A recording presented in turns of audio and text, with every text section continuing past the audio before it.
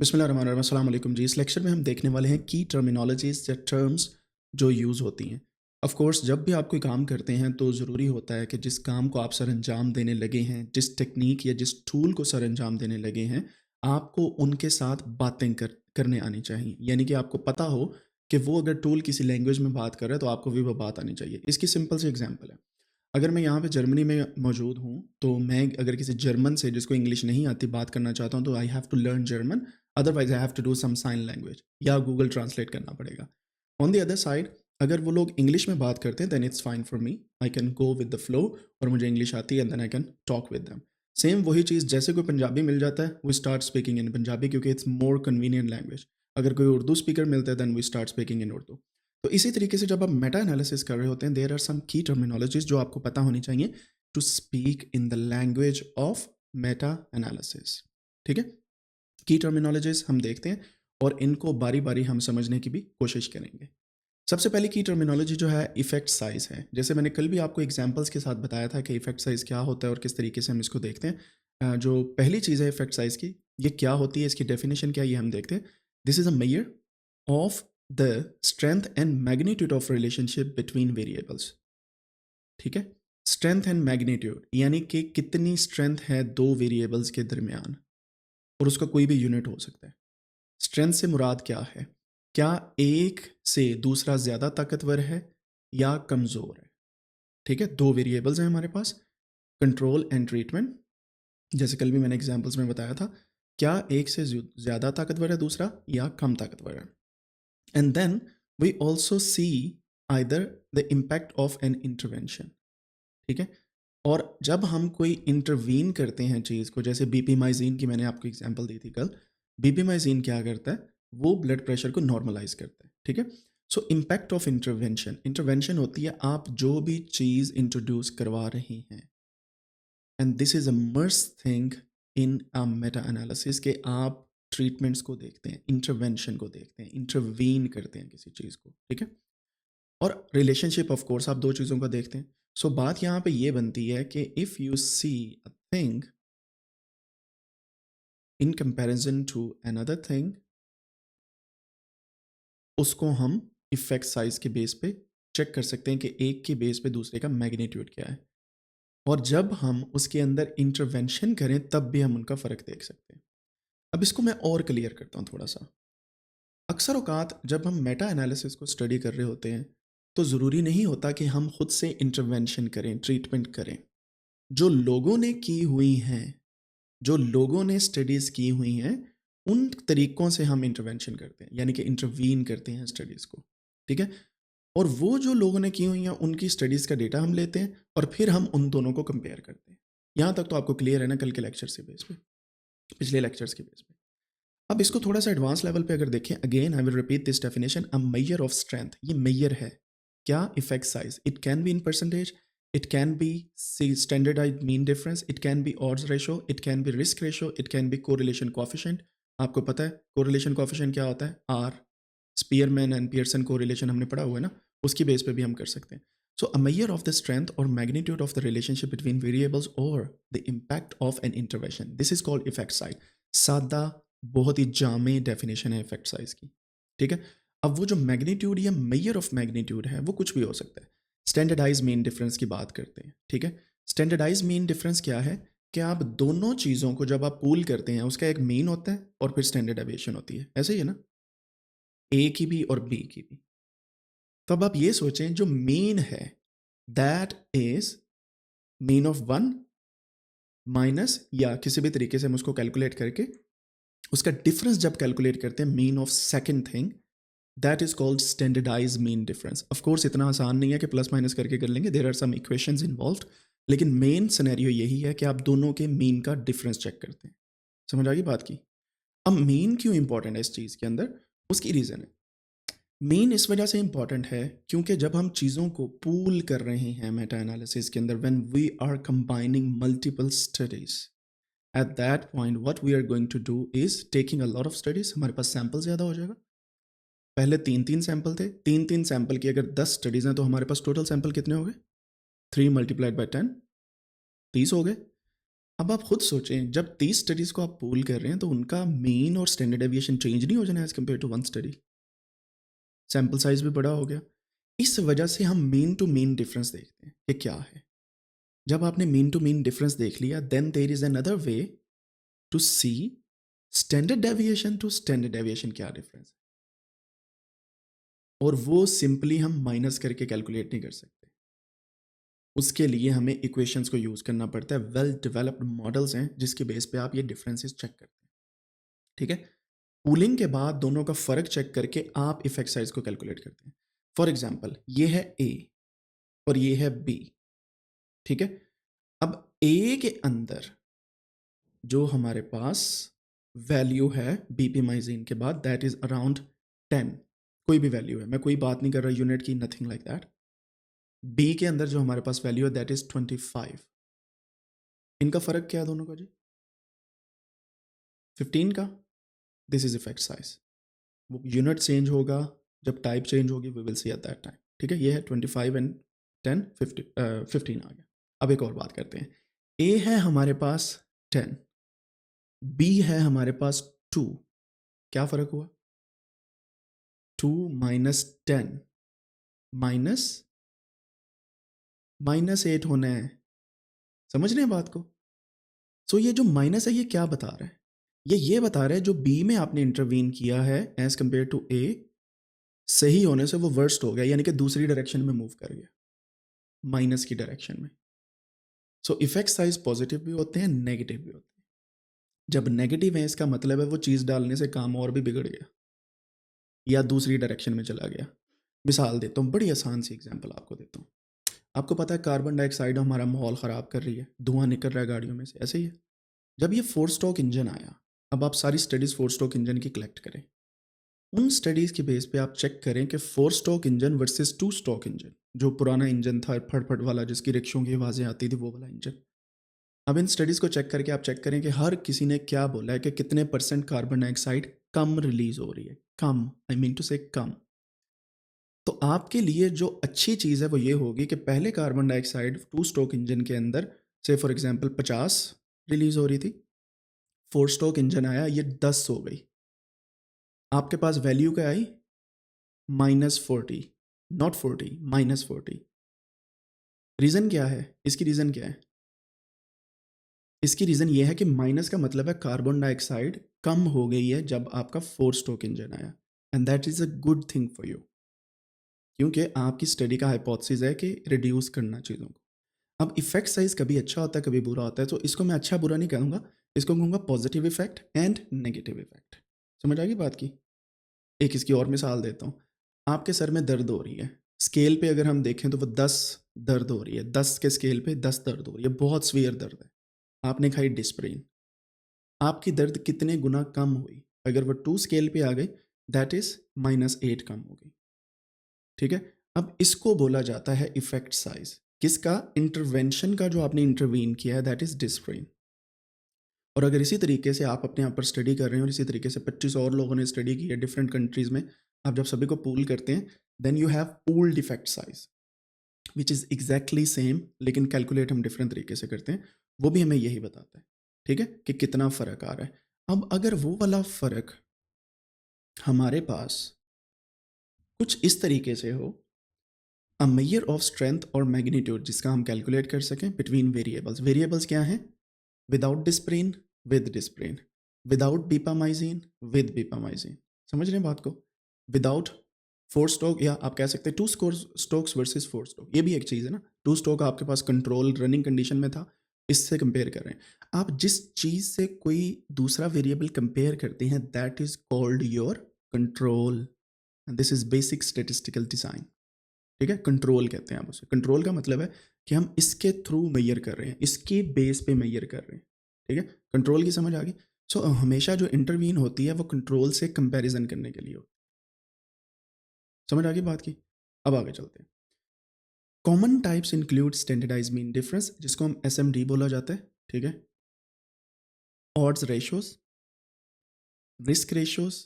Odds ratio होती है O R, risk ratio होती है आर आर। आप ऑड्स रेशियो या रिस्क रेशियो का लॉगरिथमिक भी ले सकते हैं, लॉग भी ले सकते हैं। इसको नॉर्मलाइज करने के लिए, ठीक है। And then you can also convert that log into percentage.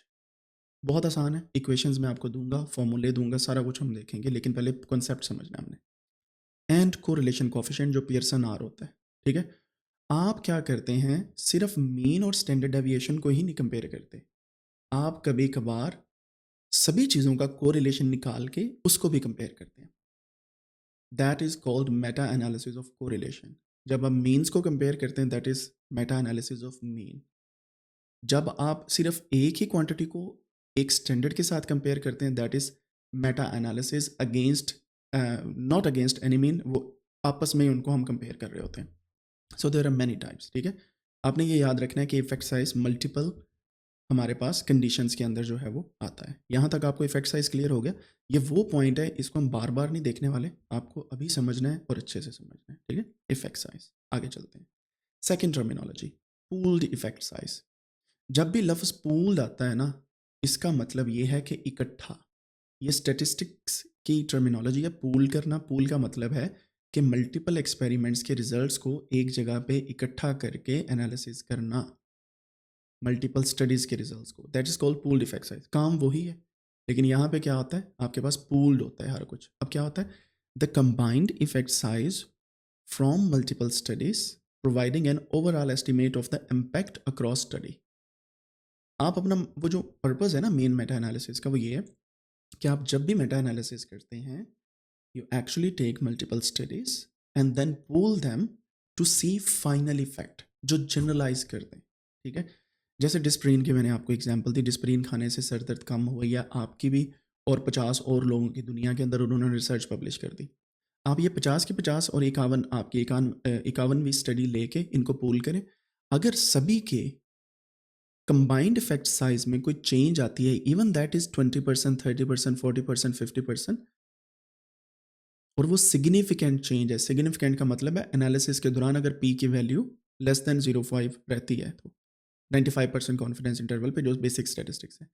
Significant आप समझ लें इस वक्त, तो आप कह सकते हैं कि डिस्प्रीन खाने से सर दर्द कम होती है, सिंपल, ठीक है। और इसी तरीके से, इसी वजह से ये मेडिकल टर्मिनोलॉजीज़ के अंदर हिट किया था मेटा एनालिसिस, और उसके बाद आगे हर फील्ड में आने लग गया, ठीक है। अब अगर आप किसी और फील्ड में काम कर रहे हैं, से फॉर एग्जांपल आप देख रहे हैं कि इस्लामिक बैंकिंग सिस्टम के पाकिस्तान में आने से अकाउंट कितने बड़े।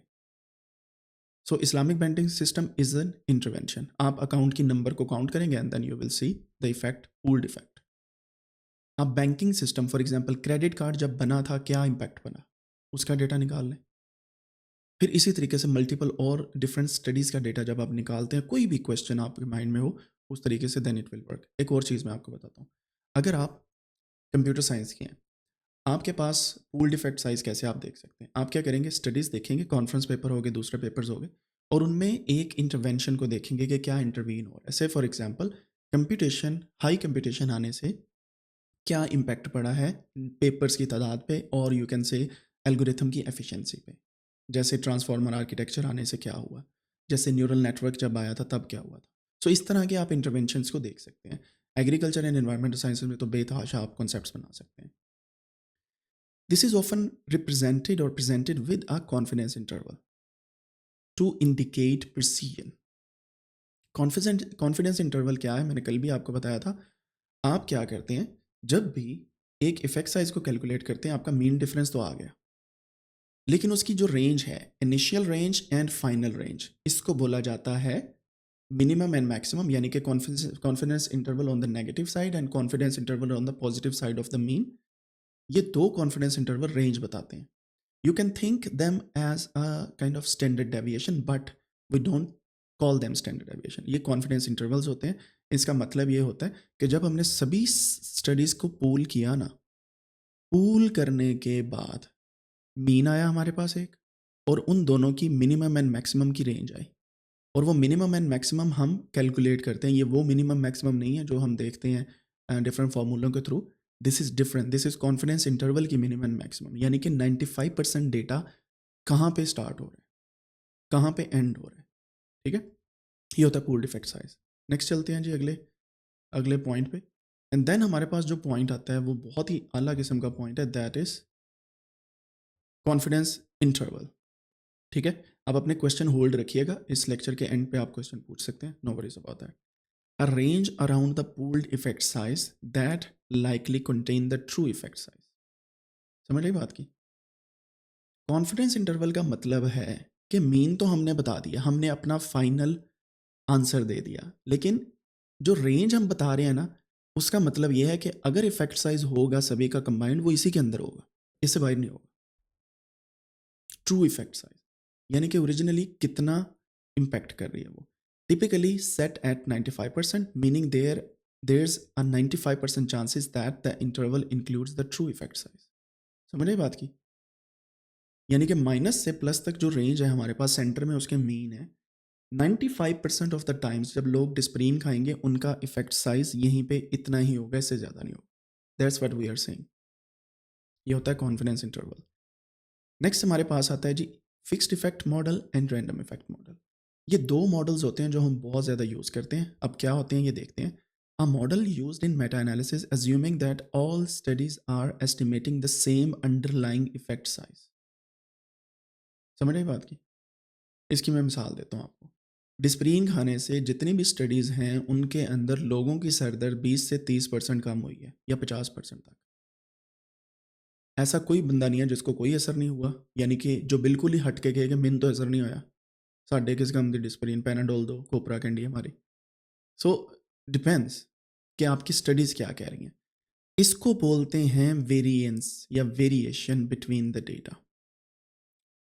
If you don't have variation in your data, जिसको हम बोलते हैं हिट्रोजेनाइटी, या बहुत कम है, then you use fixed effect model. ठीक है। एंड ये हिट्रोजेनिटी आप कैलकुलेट करते हैं।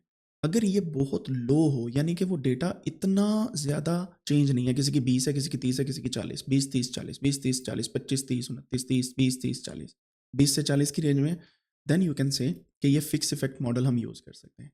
यानी कि ये क्या करता है मॉडल को, ये बेसिकली आपका पूल इफेक्ट साइज बनाने में आपको हेल्प करता है। फिक्स इफेक्ट मॉडल क्या करता है?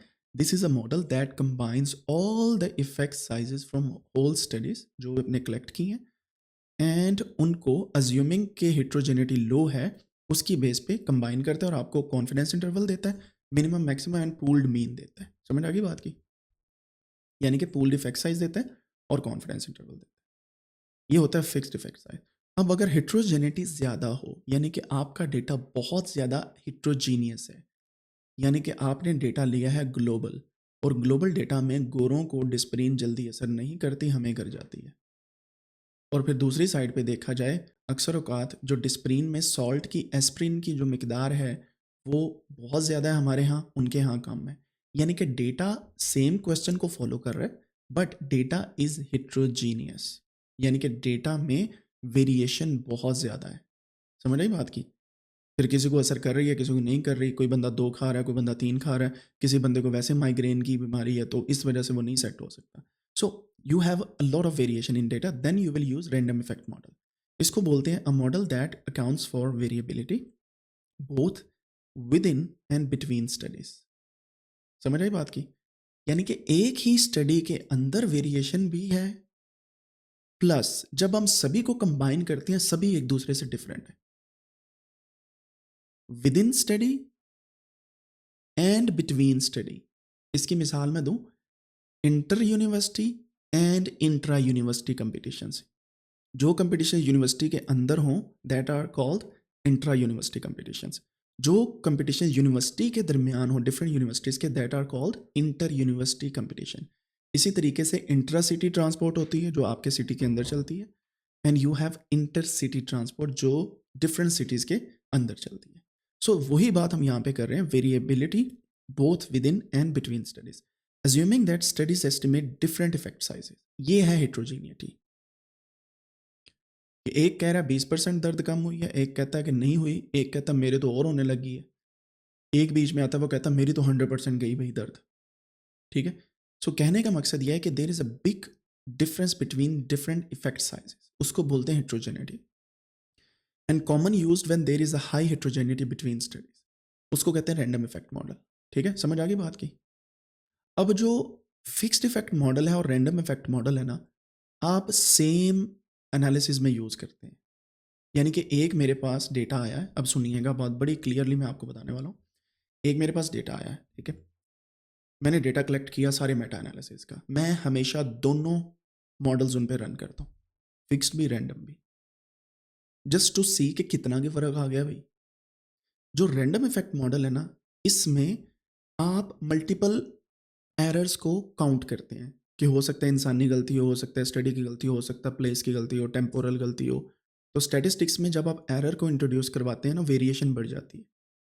मिसाल देता हूँ, मेरे पास जो फिक्स्ड इफेक्ट मॉडल लगाने के बाद डेटा आया, दैट शोज 20 से 40% कॉन्फिडेंस इंटरवल की रेंज है। सेंटर में मेरे पास 25 आ रहा है, 25% सर दर्द दूर हो रही है, 20 से 40% के दरमियान। ये है फिक्स्ड इफेक्ट मॉडल। समझ आई बात की? इतना क्लियर हो गया आपको? अब अगली बात सुनिएगा। रैंडम इफेक्ट मॉडल कहता है कि स्टडीज का जो कॉन्फिडेंस इंटरवल स्टार्ट में और एंड पे है, दैट इज 15.5 टू 45.5, और उसका सेंटर 26 बन रहा है। समझ आई बात की? यानी कि आपको मीन ये बताएगा कि आपकी सरदर्द के जो चांसेस हैं वो इफेक्ट साइज ज़्यादा कम कर रहे हैं, मतलब 26% इज बिगर देन 25 जो फिक्स्ड इफेक्ट में था। But on the other side जो रेंज है वो बढ़ गई है, यानी कि एरर वेरिएशन बढ़ा दी गई है। So that is how you are more precise. समझ आई बात की? रैंडम इफेक्ट मॉडल क्या कर रहा है, इसमें और भी प्रिसीजन ऐड कर रहा है। एंड यूजुअली ये फ़र्क बहुत बड़ा होता है फिक्स्ड में और रैंडम में। उसकी वजह यह है कि आपकी स्टडीज़ हमेशा डिफरेंट होती है। और इसकी एक मिसाल मैं ये देता हूँ कि जब आप क्वेश्चन सोचें, तब सोचें और देखें डेटा को कि क्या डिफरेंट आ रहे हैं रिजल्ट्स या सेम आ रहे हैं। अगर 5-6 भी डिफरेंट आ गए, देन यू कैन से कि ये डेटा हेट्रोजीनियस है and we are going to use random effect model. ठीक है? एंड जो मेरा फेवरेट है वो रैंडम इफेक्ट ही है, क्योंकि मुझे पता है कि मेरा डेटा ग्लोबल होता है, तो मैं हमेशा रैंडम इफेक्ट को फाइनली यूज़ करता हूँ। But it's better to have both. और आप रीजनिंग देते हैं कि why did we use random effect model. ठीक है? ये एक मेटा एनालिसिस का ऐसा इंपॉर्टेंट क्वेश्चन है कि यूट्यूब पे आपको बहुत कम वीडियोस मिलेंगी इसकी, बट देर आर पीपल जो इस पर 1.5-2 घंटे बात करते हैं सिर्फ ये समझाने के लिए। ठीक है? तो आप यही समझ लें कि उन सभी वीडियो का निचोड़ आपको मैं दे रहा हूँ। अब यहाँ पे देखिएगा, अब बात करते हैं हेट्रोजेनिटी की। द डिग्री ऑफ वेरिएशन मैंने आपको पहले भी बता दिया, और इनकंसिस्टेंसीज या consistency among study results in meta analysis. समझ रहे बात की? पहली स्टडी कुछ कह रही है, दूसरी कुछ कह रही है, तीसरी कुछ कह रही है, चौथी कुछ कह रही है, लेकिन स्टडी का डिज़ाइन सेम है। ये स्टडी के अंदर एस्प्रिन या डिस्प्रिन यूज हुई है। सो उसको बोलते हैं हेट्रोजेनिटी। ठीक है? हेट्रोजेनिटी क्या हुई? The variation between the results of different studies. अब आगे देखिएगा। High heterogeneity suggests that study results differ more than expected by chance. High heterogeneity क्या बताती है कि जो हम सोच रहे थे ना कि 20 से 30% डिस्प्रीन से दर्द कम हो जाएगी, ऐसा नहीं है। किसी की 80% हो रही है, किसी की हो ही नहीं रही, किसी की और सर में दर्द हो गई है। सो दैट इज जो हम एक्सपेक्ट कर रहे हैं उससे डिफरेंट रिजल्ट्स आ रहे हैं। Influencing the choice between fixed effect and random effect model. Simple. So अगर कोई टूल आपको हेट्रोजेनिटी बता दे कि इतनी परसेंट या ये हेट्रोजेनिटी है, तो आप चूज़ नहीं कर सकते फिक्स्ड या रैंडम। सिंपल। सो हेट्रोजेनिटी का मकसद ही ये है कि आपको दोनों मॉडल्स में से एक चूज़ करना, एंड आपने बताना कि कितना हेट्रोजीनियस डेटा है, यानी कि आपके डेटा के रिजल्ट्स कितने एक दूसरे से डिफ्रेंशिएट कर रहे हैं। यहाँ तक क्लियर होगी बात? ये बहुत इंपॉर्टेंट पॉइंट है, इसके बिना आप मेटा एनालिसिस एनालाइज कर ही नहीं सकते। आगे चलते हैं। फिर आता है जी आई स्क्वेयर स्टैटिस्टिक। ये क्या है? स्टैटिस्टिक की बात हम तब करते हैं, जैसे मीन है ना, ये भी स्टैटिस्टिक मेजर है। यानी कि हम कोई डेटा पे कोई इक्वेशन लगाएं और उसका फाइनल जो आउटपुट आता है, इसको स्टैटिस्टिक बोला जाता है। ठीक है? यानी कि स्टैटिस्टिक एक ऐसी मेजर जो किसी चीज़ को रिप्रेजेंट करे या किसी रिजल्ट को रिप्रेजेंट करे। अब सुनिएगा, आई स्क्वेयर स्टैटिस्टिक क्या है? A statistic that quantifies heterogeneity as a percentage. So जब आप हेट्रोजेनिटी को कैलकुलेट करते हैं तो आपके पास वैल्यू क्या आती है? आई स्क्वेयर की। समझ आई बात की? तो आई स्क्वेयर कैलकुलेट करने के लिए ऑफकोर्स आपके पास कोई इक्वेशन होगी। वो इक्वेशन क्या करेगी? सभी स्टडीज़ के रिजल्ट्स को काउंट करेगी, देखेगी, उन पे कैलकुलेशन करेगी, एंड एट द एंड आपको बताएगी इसका आई स्क्वेयर क्या है। सिंपल। ठीक है? showing the proportion of variability due to true differences rather than sampling error। ठीक है, अब इसके ऊपर ट्रू एरर और सैम्पलिंग एरर की अगर बात की जाए, इसकी सिंपल एग्जांपल ये है, अगर आप ट्रू एरर की बात करें, ये ऐसी एरर होती है जो होनी होनी है, आप जितना मर्जी मसले मसाइल सीधे कर लें, जितना मर्जी कॉन्फिडेंट हो जाएं, ये इंसानी या आप कह सकते हैं इन्वायरमेंट की वजह से जो एरर आती है ना आपके रिजल्ट्स में, उसको बोलते हैं ट्रू एरर। ट्रू यानी कि जो होनी होनी है, जो असल में एरर है। फिर आती है सैम्पलिंग एरर। ऐसी एरर या तो जिस बंदे ने स्टडी की है वो सैम्पलिंग के दौरान गड़बड़ कर गया, नोटिंग के दौरान गड़बड़ कर गया, कैलकुलेशन के दौरान गड़बड़ कर गया, प्लॉटिंग के दौरान गड़बड़ कर गया, उनको बोलते हैं सैम्पलिंग एरर। और वो सैम्पलिंग एरर क्या होती है? बेसिकली जब आप किसी चीज़ का सैंपल लेते हैं या स्टडी को पढ़ते हैं या उसको मेजर करते हैं स्टार्ट में डाटा कलेक्शन के लिए, तब जो एरर आए, ये ह्यूमन एरर होती है। अब ये सैम्पलिंग एरर उनसे भी हो सकती है और आपसे भी हो सकती है जब आप डेटा एक्सट्रैक्ट कर रहे हैं। समझ आई बात की? Because you are actually collecting that data. तो अब आपने क्या करना होता है, जब आप आई स्टेटिस्टिक देखते हैं तो आप यही देखते हैं, showing the proportion of variability due to true differences rather sampling error. So ये सैम्पलिंग एरर को नहीं देखेगा। अगर आपने गलती से लिख दिया है 100 की बजाय -20 या समथिंग लाइक दैट, तो हिट्रोजेनिटी तो आपने इंट्रोड्यूस करवाई है ना। समझ आई बात की? मतलब डेटा आपने कलेक्ट किया, डेटा को कलेक्ट करते करते आपने जहाँ पे पेपर में मेंशन था 100, आपने -20 गलती से लिख दिया या पेपर में मेंशन था 10, आप 10 की बजाय 100 लिख के, तो ये आपकी गलती है ना। तो इसकी बेस पे अगर हिट्रोजेनिटी कोई आती है, you are introducing that, this is called sampling error. ठीक है, अब आप देखिएगा, ये इसको इग्नोर कर देता है अक्सर औकात। अगर आपके डेटा में एक आधा पॉइंट ऐसा है ना, वो इसको आउटलायर समझ के इग्नोर कर देगा। बट अगर उसको समझ ही ना आए कि ये true effect size as a sampling error है, तो वो क्या करेगा, हिट्रोजेनेटी के अंदर इसे ऐड कर देगा। मिसाल देता हूँ, अगर 100 की बजाय 1000 लिखेंगे ना, तो 1000 तो परसेंटेज में होता ही नहीं है, वो ऑटोमेटिकली आउटलायर समझ के उसे आउट कर देगा। लेकिन 100 की बजाय 80 लिखेंगे ना, वो आपकी एरर है, लेकिन सॉफ्टवेयर को नहीं पता कि ये एरर आपने इंट्रोड्यूस की। समझ आई? So this will not be counted as sampling error, क्योंकि of course the software doesn't know about that.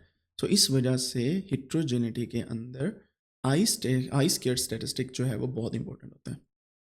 इसकी वैल्यू कहाँ से कहाँ तक होती है? द वैल्यू रेंजेस फ्रॉम 0% यानी कि no heterogeneity to 100% that is high heterogeneity. अब मुझे आप बताएं ज़रा, अगर आपके पास एक वैल्यू आती है आई स्टेटिस्टिक की 20%, इज इट लो हिट्रोजेनिटी और हाई हिट्रोजेनिटी?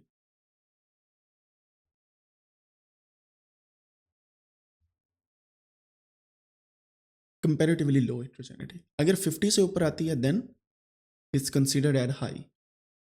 ठीक है, अगर ये 50 आ जाए तो इट्स नाइदर लो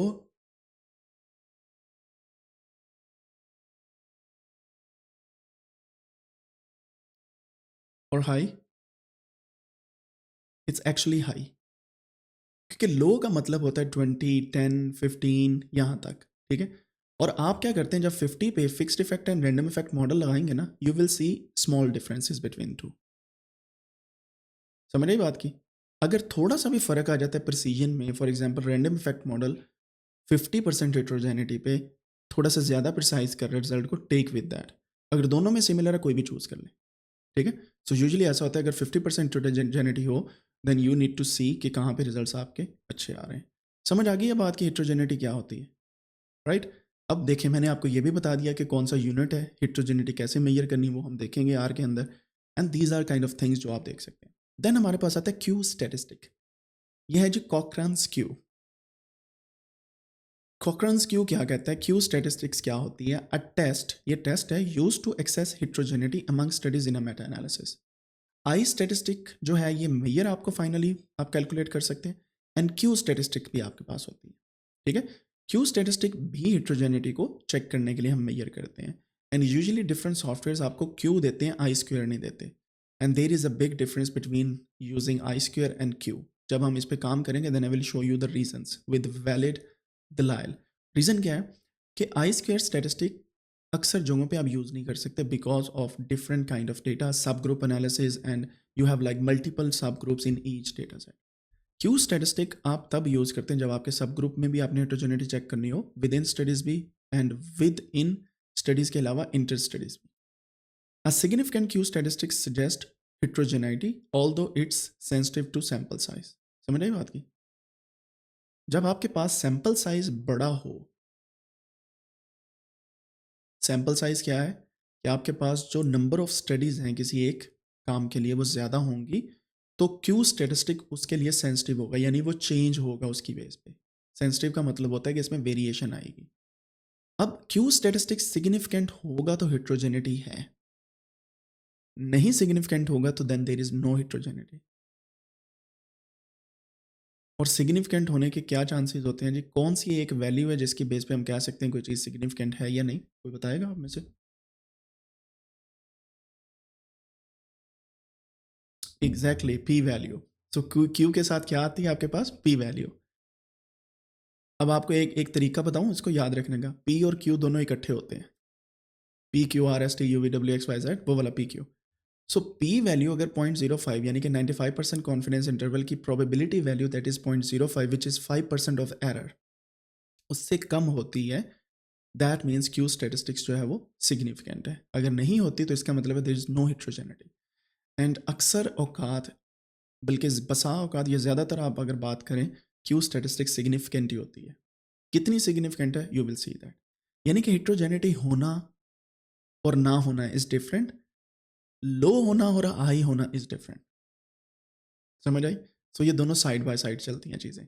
ये आपको बताती है कि हेट्रोजेनिटी है या नहीं। और क्यू वैल्यू अगर बहुत हाई हो तो इसका मतलब बहुत हाई हेट्रोजेनिटी है। अगर बहुत लो हो यानी कि हंड्रेड्स में या टेंस में हो, देन इट्स फाइन, इट्स ऐसा लो हेट्रोजेनिटी। और आप ये दोनों को साइड बाय साइड देख सकते हैं। ठीक है, समझ आ गई हेट्रोजेनिटी की?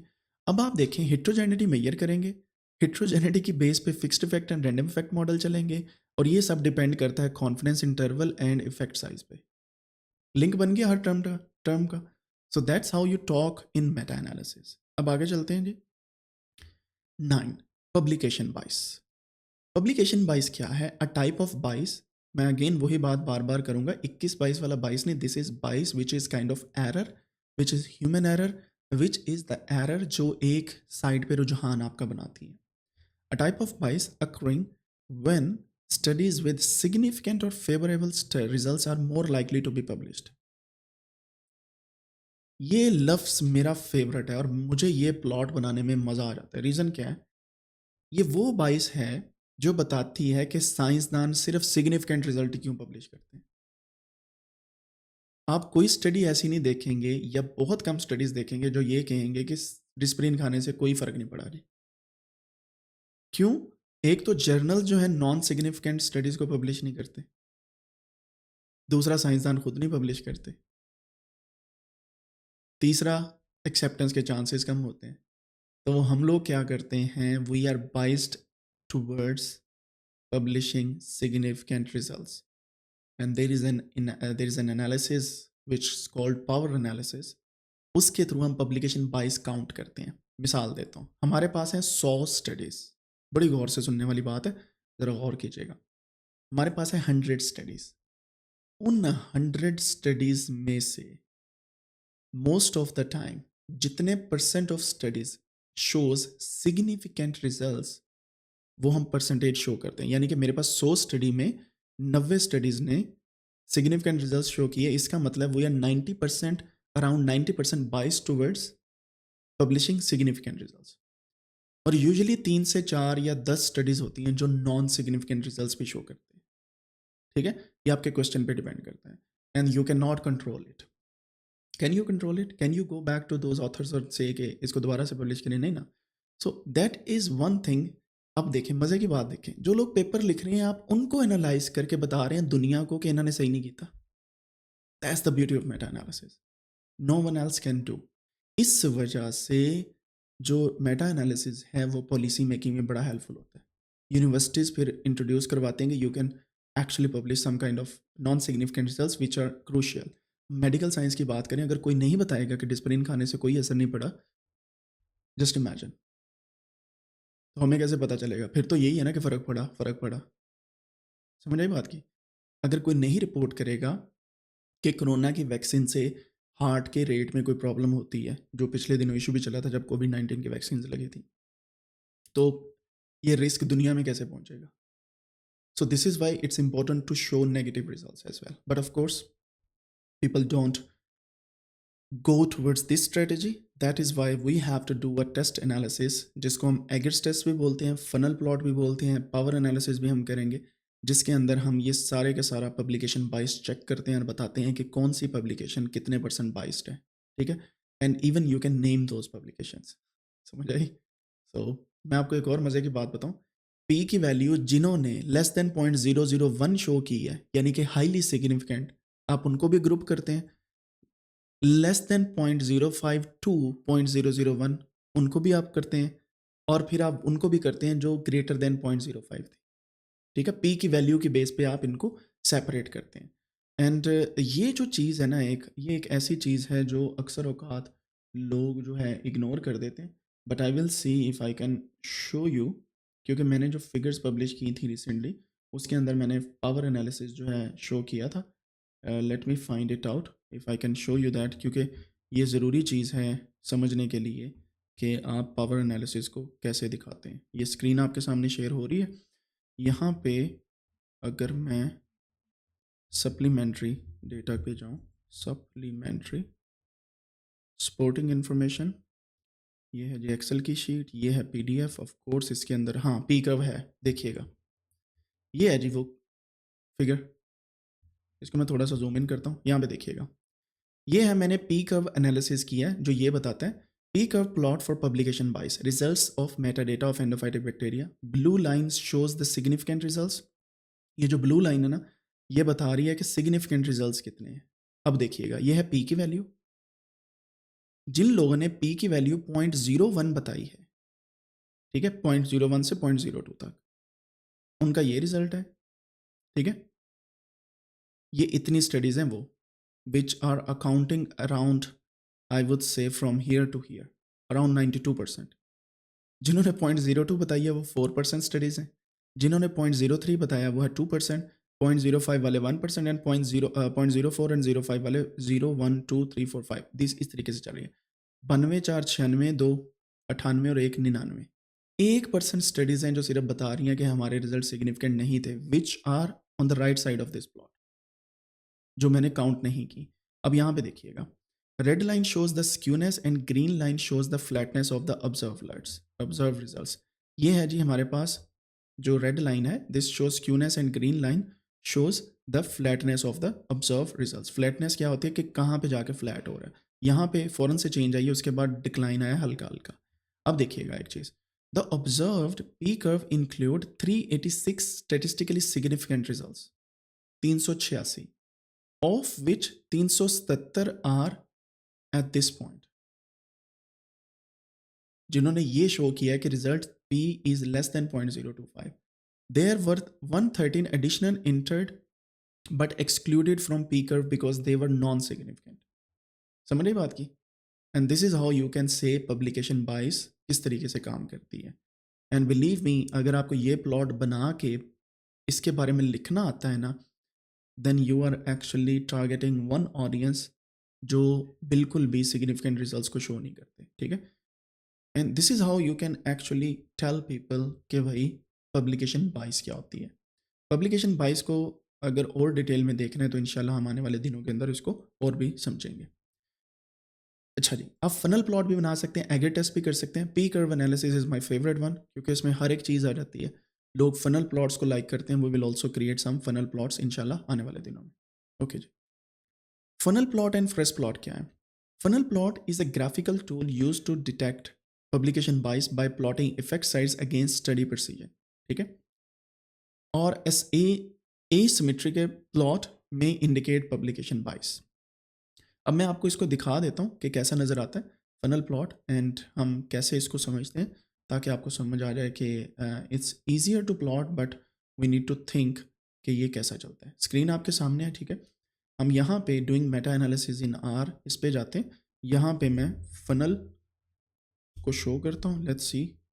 हमारे पास ये है जी फनल प्लॉट। ये रहा, ठीक है। ये है फनल प्लॉट।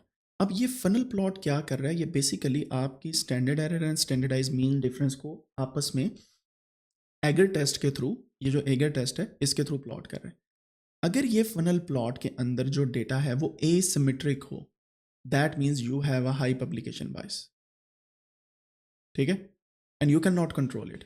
अगर सिमेट्रिक हो, इसका मतलब है कि आपके पास सही तरीके से जो पब्लिकेशन बायस है वो कम है।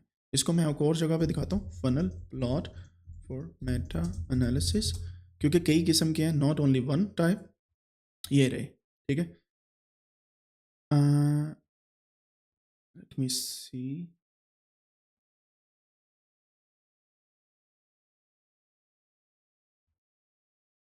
ये प्रॉपर एक पेपर है, टूल्स फॉर डिटेक्टिंग पब्लिकेशन बाइस। ये रहा जी फनल प्लॉट, ठीक है। इसको मैं थोड़ा सा जूम इन कर लेता हूँ। प्लॉटिंग फॉर पब्लिकेशन बाइस, सिमेट्रिक फनल प्लॉट, ये वाला सिमेट्रिक है, ये एसिमेट्रिक है, ठीक है। अगर आप यहाँ पे चेक करें, इफेक्ट साइज की रेंज यहाँ से लेके यहाँ तक आ रही है, ठीक है, ये एसिमेट्रिक है। और यहाँ पे आपके पास सिमेट्रिक फनल प्लॉट है, यानी कि दोनों साइडों पे तराजू बराबर है। आप यही समझ लें कि सेंटर इसका तराजू का है, और लेफ्ट वेट साइड और राइट वेट साइड दोनों अगर बराबर हैं तो दिस इज सिमेट्रिक, अगर नहीं बराबर तो ये एसिमेट्रिक होगा। अब हम चलते हैं वापस अपने जो स्लाइड्स हैं उनके ऊपर, and then I will show you कि किस तरीके से फनल प्लॉट हमें हेल्प आउट कर सकता है। ये ग्राफिकल टूल है use to detect publication bias by plotting effect size against study precision. Study precision क्या होती है आपको भी पता है, स्टैंडर्ड एरर हो, ठीक है। प्रिसीजन क्या होती है, basically range from minimum to maximum या स्टैंडर्ड एरर, यानी कि मीन सेंटर में होता है, प्रिसीजन होती है कि कितना वो जा सकता है साइडों पे। प्रिसीजन जब भी लफ्ज आएगा दैट मीन्स उसका variance, standard error, standard deviation और कॉन्फिडेंस इंटरवल उसमें होता है। एन एसिमेट्रिक प्लॉट में इंडिकेट पब्लिकेशन बाइस। समझ आई बात की? अब आप खुद सोचिए ना, बाइस को मैंने आपको पहले भी समझाया, ठीक है। बाइस क्या होती है, एक तरफ ज्यादा रुझान, ये होती है। फनल प्लॉट को कंसिडर करते हैं, सेंटर से आपने एक तराजू पकड़ा, अगर एक तरफ ज्यादा रुझान हो गया तो बाइस हो गई, सिंपल। अगर दोनों तकड़ी में बराबर रहे तो this is non biased data, simple. आई समझ? अब इससे अच्छी एग्जांपल मैं क्या दे सकता हूँ कि आप एक तराजू को पकड़ो, अगर वो सीधा रहे तो इसका मतलब बाइस नहीं है, अगर वो टेढ़ा एक साइड पे या दूसरी साइड पे रुझान हो जाए दैट मीन्स इट्स अ बाइस डेटा। बाइसनेस जो है वो एसिमेट्री को शो करती है। एसिमेट्री क्या, एक तकड़ी ऊपर होगी एक नीचे होगी। सिमेट्री क्या है, दोनों बराबर है, ठीक है। एसिमेट्री मीन्स कि डेटा इस साइड पे, सॉरी इस साइड पे ज्यादा झुक गया, यानी कि इस साइड पे ज्यादा रुझान हो गया, that means publication bias. And that's how you actually see publication bias. और फनल प्लॉट जो है ये इसलिए बहुत हेल्पफुल होता है। फिर आते हैं जी फॉरेस्ट प्लॉट की तरफ। अ graphical representation showing the effect size and confidence interval of individual studies along with the pooled effect size. This is called forest plot. इसकी बड़ी तगड़ी एग्जांपल मैं आपको देने वाला हूँ and you will see that. Each study is represented by a line or box and the pooled effect size is shown as diamond or something like that. मैं आपको समझाता हूँ बकायदा दिखा के अपने ही पेपर में कि कैसे हमने इसको शो किया। ये है जी वो पेपर। इसका जो, अगर आप टाइटल देखें तो आप इसको सर्च भी कर सकते हैं। फिगर्स में मैं जाता हूँ and this is a forest plot. मैं यहाँ पे क्लिक करता हूँ, ये है जी फॉरेस्ट प्लॉट, ठीक है। अब इसको हम पावर पॉइंट में डाउनलोड भी कर सकते हैं ताकि मैं इसको जूम करके दिखा सकूँ आपको। ये आ गया जी फॉरेस्ट प्लॉट, ठीक है। अब ये फॉरेस्ट प्लॉट क्या करता है, आप सिर्फ एक प्लॉट को कंसिडर करें। ये है जीरो लाइन, ठीक है। जीरो लाइन का मतलब मैंने आपको समझाया था ना पहले कि कंट्रोल है ये है कंट्रोल, कि जो सिंपल कंट्रोल का इफेक्ट साइज है उसे हम जीरो तस्वुर कर रहे हैं कि ये जीरो है। अगर नेगेटिव में वैल्यू किसी स्टडी की आती है देन उस इफेक्ट साइज की बेस पे हम उसको नेगेटिव में ले जाएंगे, इस साइड पे। ये बेसिक मैथमेटिक्स है, वो जो जीरो लाइन होती है, नंबर लाइन जो मैथमेटिक्स के अंदर होती है, जीरो से पॉजिटिव राइट साइड पे, नेगेटिव लेफ्ट साइड पे, ये वही चीज़ है, ठीक है। अब अगर आप गौर करें यहाँ पे इसके अंदर आपके पास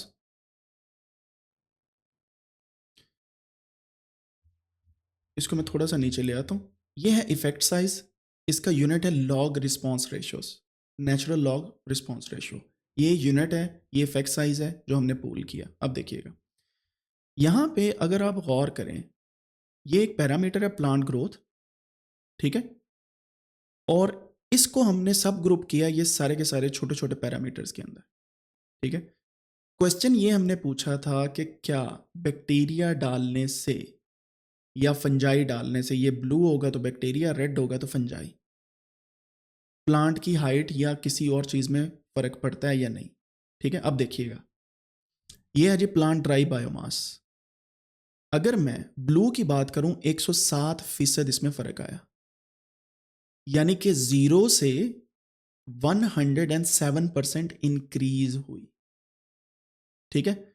एंड ये 107 जो है ये सेंटर का है वैल्यू, ये है इसका कॉन्फिडेंस इंटरवल जहां से स्टार्ट हो रहा है, और ये है इसका कॉन्फिडेंस इंटरवल जहां पे ये एंड हो रहा है, ठीक है। सो मैं अगर इसको ड्रॉ करूं, it will show you this is, ये जो है ये है कॉन्फिडेंस इंटरवल लोअर, ये कॉन्फिडेंस इंटरवल है upper. So lower confidence interval and upper confidence interval ये हो गए जो रेंज होती है, ये इसका सेंटर है विच इज मीन, ठीक है।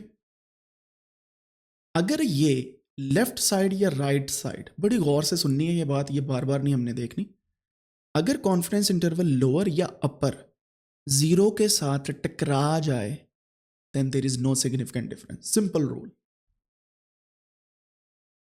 समझ आई। अगर ये लोअर या हायर ये इसके साथ टकरा जाए जीरो लाइन के साथ, then there is no significant difference if you add bacteria और फंजाई, ठीक है। अगर ये ना टकराए, अपर हो या लोअर हो, तो उसकी बेस पे आप कह सकते हैं कि ये पैरामीटर जो लेफ्ट साइड पे है ये बड़ा है या कम हुआ है। अब प्लांट ड्राई बायोमास 107% है, ऑफ कोर्स क्योंकि ये पॉजिटिव साइड पे है लाइन की, तो इसका मतलब ये बड़ा है। कैसे बड़ा है? बैक्टीरिया डालने से, समझ आई बात की। अब एक पैरामीटर है जो कम हुआ है, that is root dry biomass, it became -43%, और यहां पे इसका माइनस वाला वैल्यू है। अब ये भी माइनस में है और ये भी माइनस में है, लोअर भी अपर भी, ठीक है। लोअर जो है वो और भी माइनस में चली गई है, यानी कि इस मीन से भी माइनस में है, एंड अपर जो है वो भी माइनस में ही है लेकिन इससे कम माइनस में है। So you know the thing. अब क्या हुआ है, यहाँ पे जीरो लाइन के साथ भी नहीं टकरा रहा है, इसका मतलब सिग्निफिकेंट रिडक्शन हुई है रूट ड्राई बायोमास, समझ आई बात की। सो जीरो लाइन से लेफ्ट रिडक्शन, राइट जो है वो आपसे इंक्रीमेंट, ठीक है। अब ये वाला जो है आप ये वाला ले लें, चलें 20% वाला, ये इसके साथ एक किस्म का अगर टकराया है तो 20% तो इंक्रीज है, but this is striking with zero line, इसका मतलब है कि this is not a significant difference, ठीक है। ये तो होगी सिंपल कैलकुलेशन इफेक्ट साइज की, समझ आ गई बात की। और ये जितने भी इफेक्ट साइज यहाँ पे हैं, ये जो दायरा है ये मैंने प्लॉट बनाया है। अगर ये दायरा इस साइज का है तो 5 स्टडीज में से ये इफेक्ट साइज है, इस साइज का है तो 15, इस साइज का है तो 25, जो जितना बड़ा होता जाएगा उतनी स्टडीज आती जाएंगी। So the size of this scatter point shows the number of study, ठीक है। कलर शोज द इंटरवेंशन जो मैंने की है बैक्टीरिया या फंजाई की, and this x axis shows effect size. Effect size log response ratio में है लेकिन मैंने उसे परसेंटेज में भी कन्वर्ट किया for common understanding, right. And this is a forest plot जो थोड़ा सा कम्प्लेक्स है, राइट। यहाँ तक आपको क्लियर हो गया जी किस तरीके से जो चीज़ें हैं वो हमारे पास चलती हैं और फॉरेस्ट प्लॉट कैसे दिखता है। ये थोड़ा सा कॉम्प्लिकेटेड फॉरेस्ट प्लॉट है जो मैंने बनाया, मैं आपको अब आसान वाले भी दिखाता हूँ जो बहुत ही सिंपल होते हैं, और वो जो है वो आपको और भी हेल्प आउट करेंगे चीज़ों को समझने में। यहाँ से हमारा एक पेपर है और, and that is probably this one, क्योंकि मैं सादा वाले कम ही यूज़ करता हूँ, मेरी कोशिश होती है कि थोड़े से एडवांस लेवल वाले यूज़ किए जाएँ। Give me 1 second, this is not there.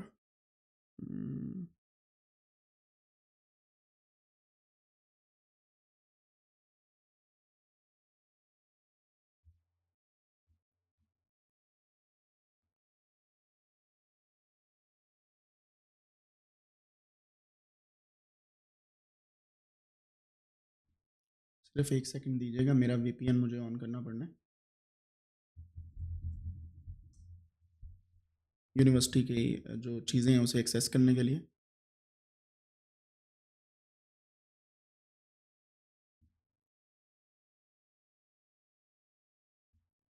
And यहाँ पे इसको मैं रिफ़्रेश करता हूँ।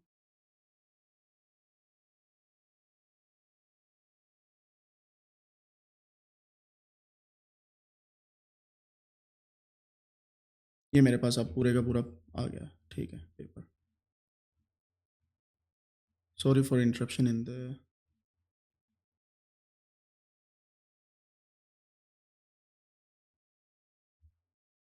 ये है जो फॉरेस्ट प्लॉट एक, ये सिंपल सा फॉरेस्ट प्लॉट है। मैं इसको यहाँ पे क्लिक करता हूँ। यहाँ पे अगर आप देखें कार्बन डाइऑक्साइड है, ठीक है, और आपके पास सेम वही फॉरेस्ट प्लॉट है, लेकिन नंबर ऑफ़ स्टडीज़ उन्होंने साइड पे मेंशन की हुई हैं। यहाँ पे ये देखें, यहाँ पे नंबर ऑफ़ स्टडीज़ उन्होंने मेंशन की हैं, और ये वाली मैन्योर डालने से 12 ये नंबर ऑफ़ स्टडीज़ होती हैं। And then this is the zero line की right side and zero line की लेफ्ट साइड। सो लोग बहुत ही सिंपल किस्म के भी प्लॉट्स यूज़ करते हैं, कभी कभार बहुत ही एडवांस किस्म के भी करते हैं। तो it's totally up to you कि आपको कौन सा प्लॉट जो है वो ज़्यादा बेहतर लगता है। मेरा एक रिसेंट पेपर भी था ये वाला। मेरी कोशिश होती है कि थोड़ा सा एडवांस लेवल के जो प्लॉट्स हैं ना वही बनाए जाएँ, क्योंकि those plots gives you a nice output. अच्छा जी, ये एक प्लॉट है, ये आपको ज़रा आसानी से समझ आ जाएगा।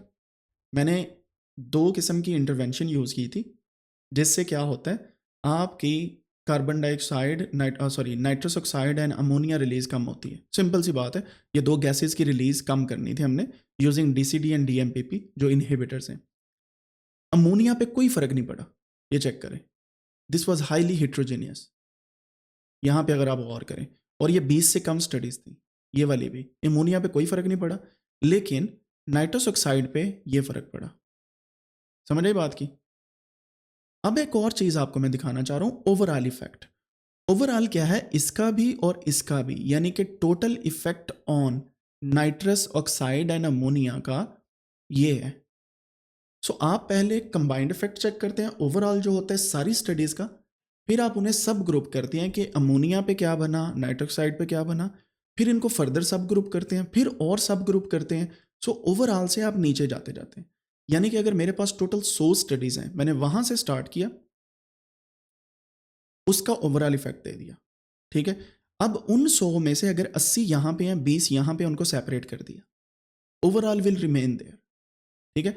इसके बाद आप अगर नीचे आएंगे, यू विल सी कि जो हमारे पास ओवरऑल थी, उन दोनों को सेपरेट किया, नाइट्रस ऑक्साइड एंड अमोनिया को, एंड उनको फर्दर सब ग्रुप कर दिया। जो कैटेगरीज आप बनाते हैं ना सब ग्रुपिंग करने के लिए, जो आप कॉलम में डेटा लेते हैं, एक है विदाउट फर्टिलाइजेशन, केमिकल फर्टिलाइजेशन और ऑर्गेनिक, रही वही है 100 स्टडीज, लेकिन उनको फर्दर डिवीजन कर दी डिफरेंट कैटेगरीज में to see the impact of several factors, ठीक है। अब इससे भी आगे चलते हैं, तो यहां पे चेक करें। Then again several factors, incubation, pot and field trial, again several factors, ठीक है। और आप यहां पे इन प्लॉट्स के अंदर ना ये पी वैल्यू भी देख रहे होंगे।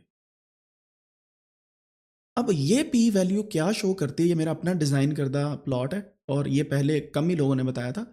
ये पी वैल्यू ये बताती है कि इन दोनों में फ़र्क है या नहीं, यानी कि विद इन केमिकल फर्टिलाइजर, इन दोनों में, यानी कि इंटरवेंशन 1 एंड 2, क्या फ़र्क आ रहा है globally. This is global data, तो ग्लोबली अगर यहाँ पे पी की वैल्यू है, तो ऑफ कोर्स वो सिग्निफिकेंट होगी, क्योंकि मैंने फॉर्मूला ऐसा लगाया कि अगर सिग्निफिकेंट ना हो तो शो ही ना करवाओ, अगर सिग्निफिकेंट है तो शो करवा दो।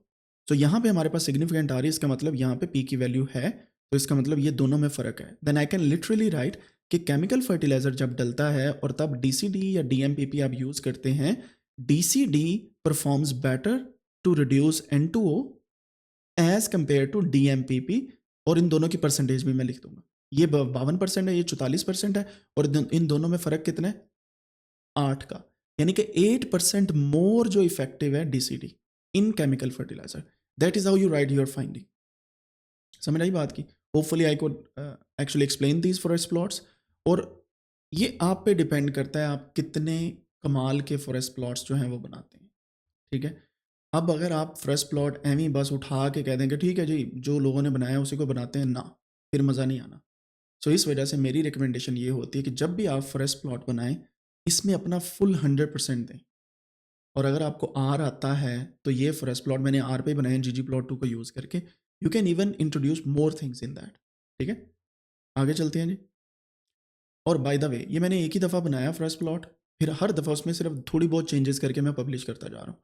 और मेरे 8 से 10 paper same kind of forest plot पे हैं, लेकिन चेंजेस हैं थोड़ी बहुत, ठीक है? So without scatter plot you can also show box, box plot भी आप शो कर सकते हैं। You can do multiple things, right? Okay जी। 12वीं टर्मिनोलॉजी के बाद हमारे पास 13वीं आती है, दैट इज़, नहीं, मैं एक यहाँ से मिस कर गया हूँ। लेट मी सी वो कौन-सी है? नहीं, वो सब ग्रुपिंग की थी, ठीक है। सब ग्रुपिंग की थी, दैट्स फाइन। अच्छा, मेटा रिग्रेशन क्या है? A statistical method used to examine the influence of moderator variable on effect size. समझ आई बात की? हम क्या करते हैं, जब हमारे पास इफेक्ट साइज आ गया ना, जितना भी इफेक्ट साइज से पहले हमारे पास कॉलम होंगे डेटा में, उनका इम्पैक्ट चेक करेंगे, बढ़ रहा है, कम हो रहा है, बढ़ रहा है, कम हो रहा है, बढ़ रहा है, कम हो रहा है या नहीं। रिग्रेशन की लाइन होती है ना, या पॉजिटिव जाती है या नेगेटिव जाती है। जैसे डिमांड एंड सप्लाई की होती हैं, जो बिजनेस वाले हैं उनको पता होगा। कभी कर्व ऊपर को जा रही होती है, कभी नीचे जा रही होती है, तो मेटा रिग्रेशन वो चीज़ होती है। This help identify the source of heterogeneity. अब आपको यहाँ से एक पॉइंट तो क्लियर हो गया होगा कि डेटा में जब वेरिएशन आ रही है, किस एक पॉइंट की वजह से आ रही है, वो पॉइंट तलाश आप कर लेते हैं। और अगर आप वो पॉइंट तलाश कर लें, इसका मतलब है that is a kind of thing which people can do more research on, कि ये है main cause of changing the effect. समझ आई? डिस्प्रीन खाने से सर दर्द कम हो रही है, ज़्यादा हो रही है, नहीं हो रही है, ये 3 किस्म की चेंजेस किस एक फैक्टर की वजह से? और मेरे मुताबिक वो फैक्टर होगा एज का। Just giving an example, age का। और मेटा रिग्रेशन हमें बताएगा कि सच में वो एज का है या नहीं। Simple is that. समझ आई बात की? एंड ये वो चीज़ है जो अभी तक मैंने अपने पेपर में इंट्रोड्यूस नहीं करवाई, but the next paper is going to be actually with meta regression, ठीक है? क्योंकि ये समझना और समझाना और लिखना मुश्किल है थोड़ा सा, इस वजह से इसको जब हम देखेंगे then we will consider more. Then sub group analysis जो हमारे पास होता है, जैसे मैंने आपको बताया कि पहले ओवरऑल इफेक्ट देखते हैं, फिर उनको ग्रुप्स में डिवाइड करते हैं, फ्रेश प्लॉट जो मैंने आपको बना के दिखाया था। So analysing the effect size within specific groups of sub groups of studies by age और इंटरवेंशन टाइप, उसको बोलते हैं sub group analysis. Use to explore variation and potential source of heterogeneity, ठीक है? जैसे हमने डीसीडी और डीएमपीपी देखा ना पिछले एग्जाम्पल में, सो वो सब ग्रुप हैं बेसिकली, पूरे डेटा के 2 group. Then you do sensitivity analysis. Sensitivity analysis data science की बहुत ही इंपॉर्टेंट ब्रांच है या स्टेटिस्टिक्स के अंदर। ये क्या करता है, an analysis to test the robustness of results by excluding certain studies और altering inclusion criteria. Sensitivity analysis बताता हूँ। हमने 22 को पढ़ा, 22 क्या होती है, ठीक है? 22 का मतलब ये था कि कुछ ऐसी स्टडीज़ हैं जिनकी तरफ हमारा रुझान ज़्यादा है, ठीक है? सेंसिटिविटी एनालिसिस ऐसी एनालिसिस होती है कि आप क्या करते हैं, जो मोस्ट इंपॉर्टेंट स्टडी है ना, जो 100% बता रहे हैं कि डिस्प्रिन खाओ 100% दर्द खत्म, मैजिकल फार्मूला, उन्होंने काटो, फिर चेक करो इफेक्ट साइज क्या है। समझ आई बात की? और जब आप उन्हें निकाल देते हैं, तब इफेक्ट साइज कितना चेंज हो रहा है। अगर बहुत ज़्यादा चेंज हो रहा है, that means your data has some kind of still some kind of biasness, या सेंसिटिव डेटा है आपका वो। So this is called sensitivity analysis.